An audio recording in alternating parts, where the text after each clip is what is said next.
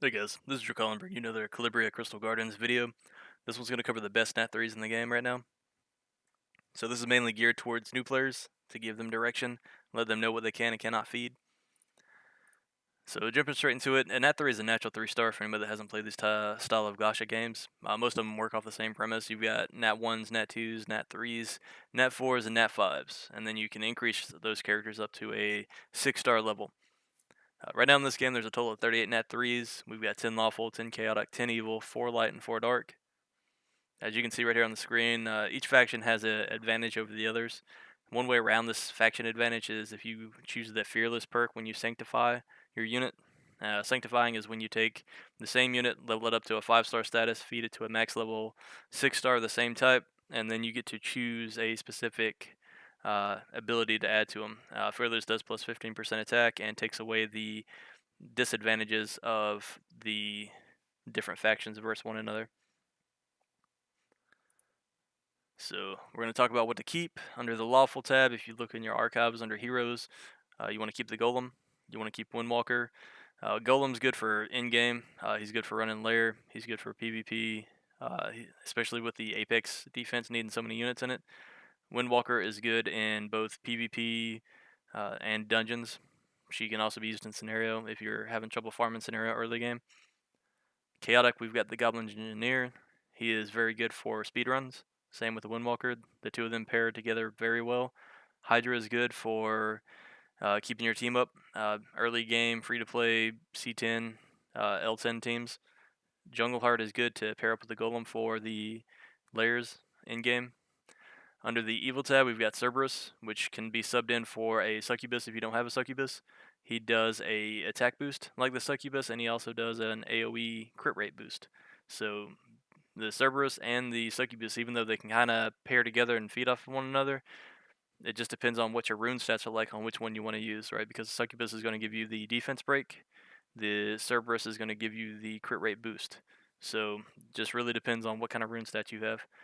Mummy, another dot unit, pairs up well with the Hydra when you're running C10, L10, and other catacomb dungeons. If you don't have the Nat 5s like Medusa or Popo. Harpy does a dot on skill 1 and heals, so very good to keep that unit too. She's very versatile in multiple arenas. L&D, you want to keep all L&D units, but the primary two that people like are Cupid and Alice. Also, back on that same screen, I didn't mean to. I've got the Windwalker skin pulled up, right? You get these skin tickets, you either buy them for $20 where you get 100 out of the shop, or you just farm the world boss Thanatos, and he will eventually drop 1 or 2 tickets at a time. So it takes a very long time to collect the 120 to 200 you need for the skins, but they do add base stats. So where to use these Nat 3s? Again, you can use them in all Catacomb dungeons. The Goblin Engineer and Windwalker are needed in several speed comps. I've got the example of my speed comp pulled up in the top left. I'm running Demonic Swordsman as the primary leader. He's a Nat 4. I've got Lich King, who's a Nat 5. He's in there to keep everybody alive, deal a little extra damage to wave clear. I've got the Shaman, who is there to curse the boss so that we can burn him down once he hits 50%. Windwalker is there to give everybody haste, slow the boss, slow the waves, and do a little bit of healing. And then the Goblin Engineer is there to basically blow up all the units on the enemy team and clear the waves and clear the boss. I'll do a demonstration of that team just to show you guys how it works at the end of the video. Hydra and Mummy are good substitutions, as I said, for several Nat 5s. Down the bottom, I've got the Victory of Colossus Catacombs 10, just displaying the speed. If everything goes perfectly, I can get a 40-second run, but usually it's around 1 minute to a minute and 30. Maybe 1 out of 20 runs gets lost just because the Lich King needs some runes swapped out. I've got a slot 2 speed rune on him, that needs to be attack, and then a slot 1 rune that's got a lot of HP, so he sometimes outlives the Goblin Engineer, and I need my Lich King to die first, so just a couple of little rune replacements that I need to happen over time, but it's good enough for me at the moment. We already covered that Jungle Heart and Golem are good and necessary for lair bosses until you have several key Nat 5s, but even then, they usually outperform those Nat 5s. So here's the Windwalker and the skills you want to build her on. You want to give her a Whirlwind, skill 1, don't really get a choice there. Skill 2 Gale, restore 15% HP, 100% energy to an ally. You'll see my Windwalker towards the end of the video also. I've got her built on Berserk runes. So you'll see this Gale kind of pop off a lot, especially with the Goblin Engineer. It just works out where she's constantly boosting him. So you'll see him take turn after turn. And then Wind's Blessing, send forth a breeze to all allies, 30% energy increase, and haste them for 3 turns. And that's on a 3-turn cooldown. So if she pops Berserk, you'll just see my team kind of bust through turns. You want to build her speed HP or speed HP defense, whatever you've got available, to keep her alive, preferably on Agile or Berserk, but you can use Blessing until you get those 2 sets. Next up, we've got the Golem. Like I said, he's good for in-game. He will always be HP. You could put him on Blessing. That's what I use. I don't think there's any real reason to put him on anything else unless you want to run him on Conflict just to increase the damage that your other heroes are putting out. The biggest thing about him is his skill 3, like I said, the Guardian Body. That's what gives the shield. So you're going to want to fully skill this skill 3. The other skills are not important. Just make sure you get this 3rd skill all the way up. Golem's a reward that you can get from your Guild War battles. So you can just turn the chips in to get him if you don't have enough from summons. But definitely save up as many of these as you can. Don't feed them.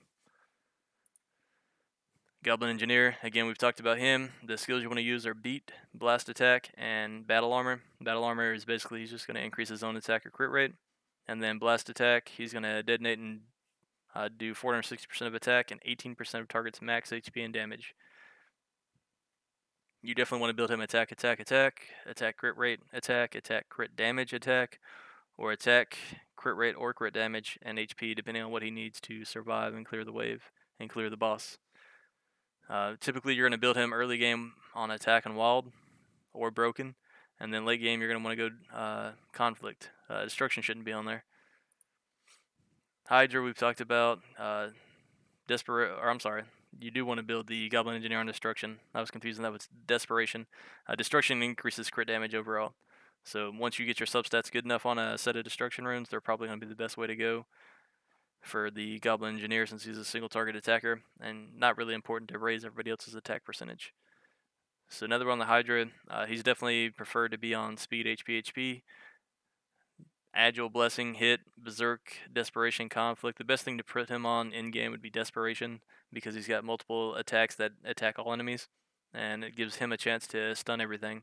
I get a feeling he may be very useful for the tower, the Spire, or Vapor Dreamland, just because he's going to have a lot of CC. So build him real tanky so he can take hits and when he taunts the targets. Jungleheart, like we said, speed HP. Definitely want to build her Agile, Blessing, Berserk, or Conflict. Conflict would be the preference. If you're talking more in-game, that way she boosts everybody else's attack. And she's just there to make sure all the buffs stay up and a little bit of healing. Kind of like a backup plan. Cerberus, speed, crit rate attack, speed, crit damage attack. Really just depends on your substats and where you're using them at. He's good for all arenas, and he's very good for the lair. Rune sets, Agile, Blessing, Wild, late game Conflict. Again, it just depends on where you're using them and what runes you have available. The biggest thing about him is a skill 3, Power of Hell. Howl with Hellish Fury to increase all allies' attack and crit rate for 2 turns. Next attack will target with the Hellclaw skill, which is a skill 1. So you're basically just getting, you're going to boost everybody's attack, and then at the same time, it's going to fall over and hit with the defense, 75% chance to defense break. So in this unit, you want to get his skill 1 and his skill 3 maxed out. And this is going to help you in lair and PvP. And pretty much help you just wipe out a unit on the first turn. Mummy, we've talked about at length. C10, L10, all Catacomb dungeons. He does. He attacks all enemies multiple times. He does poison dots over time. You want to build him speed HP or speed HP hit or speed HP defense just so he can live. He's going to do all of his damage through dots. He's built to be a tanky monster. If you can get him on Berserk or Desperation in-game, that'd be the best way to build him. The Desperation, like I said with the Hydra, it's going to help you survive the waves by stunning everything. And keep in mind, towers can also be stunned, so it'll help you go straight to the boss. Harpy, we've talked about. She's got a dot on skill 1, and then she does HP boost and resist crit rate, and then an energy boost and HP boost on skill 3. She's there to keep your team up. You could pair her up early game with Mummy, Hydra, Windwalker, and then whoever else you want to throw on the team, and they should be able to clear you to C10. It's probably not going to be the fastest run, and your rune requirements are going to be kind of high on HP, but you should be able to do it. And then that helps you get the runes you need for later on. Light and darks, I didn't break these down one by one. Like I said, Cupid, under the light side, he's good for dungeons. He's got skills that heal your team. He's got another skill that does extra 25% damage to the boss from all units that attack the boss. And then he's got another skill that does 25% reduced damage to your entire team. The Mermaid, Amazon, I can't remember the other one. Nobody really uses them yet, or hasn't really found a use for them yet. Same thing on the bottom tier. Ripper, Voodoo Walker, Pirate Captain. People have tested them, haven't really gotten any good use out of them. Even with good stats, they can't really get them to perform as well as they would like, so they're not very good investments. But because they're LNDs, you want to hang on to them. Voodoo Walker's got use for building the Necromancer. If you do get multiples of these, but you want to run a Cupid or you want to run an Alice, you can always convert them with your Apex tokens, and then that'll give you skill ups for the others. Just keep in mind this is a new game, so they're probably going to be balancing a bunch of these units over time. So you never know what's going to be OP or if somebody's going to find some great new team comp in the next few months. The Necromancer, it takes a lot of Nat 3s to build the Nat 4s to create him. So if you want to craft the Necromancer, you need to hang on to Voodoo Walker, especially because he's only able to be summoned or gotten from an SD, secret dungeon. You want to hang on to Shadow Wolf, Griffin, Golem, Gargoyle, Orc Warrior, Mummy, Hydra, Divine Priest, Finfolk Guard, Dwarven Gunner, Fire Beetle, and White. More than likely, you'll summon the Nat 4s required to create the Necromancer, but the Voodoo Walker is his own entity, so always keep one on hand if you want to make a Necromancer, or if you want to make a second Necromancer to sanctify or skill up your first Necromancer. On screen now, I've got the stats of my Goblin Engineer and my Windwalker. My Goblin Engineer, he's got 5,500 or plus 5,500 HP, plus 1,400 attack, plus 600 defense, plus 82 speed. I don't have him at 100% crit rate yet. That's something I'm working on. I just don't have the substats on any of my runes yet to hit it. And then his crit damage is plus 77%. So he's really close to where he needs to be, but I would definitely have faster runs if I could get that crit rate to 100%. The Windwalker, I've got her at plus 30,000 HP for a total of 48,000, plus 65 speed. And that's really all that matters on her. I'd like her speed to be more, and HP, she's got plenty to survive, so it's not really affecting her. My Windwalker is built on Berserk Broken, so never be afraid to go with a broken set if it gets you the substats that you need. And the same thing with the Goblin Engineer. I've got him on Agile with Wild Runes just to try to get that crit rate up. The team that I run for my speed team, I'll show it later. It's got one Nat 4, two Nat 5s, and then these two Nat 3s. So I just wanted to show you guys how useful it is to have them, and their skills are all maxed out, so that's definitely a boost also. I didn't come up with this team. Altair, another YouTube content creator, came up with it. I had the units built sitting off to the side, so I threw it together and got like a 44-second run on my first or second run. Here's an example of the stats that you need for the lair. Not the best screenshots, but if you're running lair, it's in-game. I've seen Fall, Altair, and a couple of others that are already running it. They all pretty much use the same teams. Druid for his counterattack on skill 3. Jungleheart for her skill 2, skill 3, where it increases the buff duration. Holy Swordsman times 4. If you look at their skills, they just do insane damage, especially if you get them all attacking at the same time, and that's where the counterattack comes in. Succubus or Cerberus, depending on your rune stats, and then the Rock Golem. Succubus, I feel like the Cerberus would actually be better than Succubus because he's got that defense break on skill 1. It would just be a higher stat requirement for him to survive. Rock Golem is mandatory. He's the Nat 3 we talked about earlier. You want him to have 60,000 or more HP. That way he keeps everybody else alive. So in this case, I would definitely use Cerberus over Succubus. That way, and you make sure that your Cerberus goes first. He will do his skill 3, increase everybody's attack at crit rate, and then he'll immediately go into skill 1 and potentially defense break the boss. Then you want your Druid to go. That way he gives everybody counterattack. You want your Jungleheart to go to increase everybody's buff duration by 1 turn. That way they've all got a 2-turn buff duration. Rock Golem, you're going to just have him build HP, HP, HP. He is there to just stand there. His skill 3 is going to go off if the boss gets an attack. When the boss attacks the Holy Swordsman, they don't need speed, they just need as much attack, crit rate, and crit damage as possible. And keep in mind, if you run in Cerberus, you're getting 30% crit rate boost to them. So you just need to have 60 to 70% crit rate, and that'll give them their 100%, and then they can destroy the boss pretty quick with that. So we can swap my screen over to see my speed team. 1 second. Alright, so should be pulled up now. They just got done running apparently. We did a minute 32-second run. And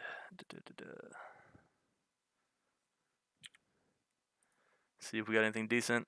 Some fire seals. If you guys don't know, you can do rune crafting in this game. That's what these fire seals, nature seals, and everything that you see drop are. I haven't had any good luck with it yet, so hopefully you guys are doing better than me. So we want to just look at the formation real quick. I'll just go over my stats. So Demonic Swordsman, got him on Agile Wild. He's got 13,000 HP, 782 attack, 669 defense, and 99 speed. 77% crit rate, so I'd definitely like to get him to 100% crit rate just for his skill 3, which increases everybody's energy every time he crits.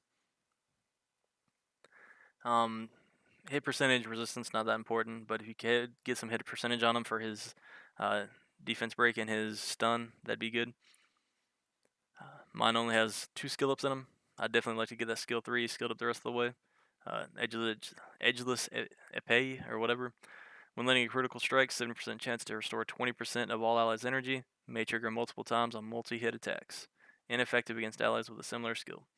So that's why you want to run him Berserk if you get a Berserk set. But for now, I just have Agile. My Lich King, like I said, I've got a slot 2 speed rune that needs to be an attack percent rune. It'll increase my run times and the consistency. And then the slot 1 rune has 25% HP on it. Good rune, like it. He doesn't need it. And that's why he outlives my Goblin Engineer sometimes, and the run will fail. He needs more attack. I think I've got 5-star attack percent runes on him, yeah. So once he gets the speed rune replaced, it'll boost his attack up over 3,000. And then this attack rune needs to be swapped out for a 6-star as soon as I can with better substats.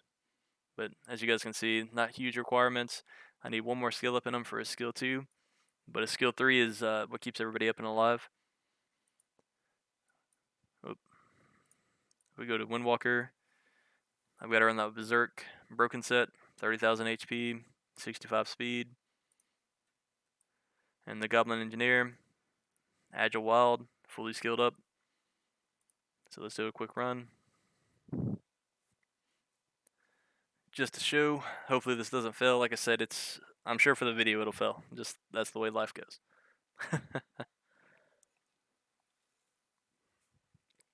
So my Voodoo Walker has, I don't think I clicked on his stats, but I'm pretty sure he's got about 80% hit, and he still doesn't land his S3 on everything, which is that purple curse you see. And the purple curse is what lets the Goblin Engineer one-shot almost everything in the game.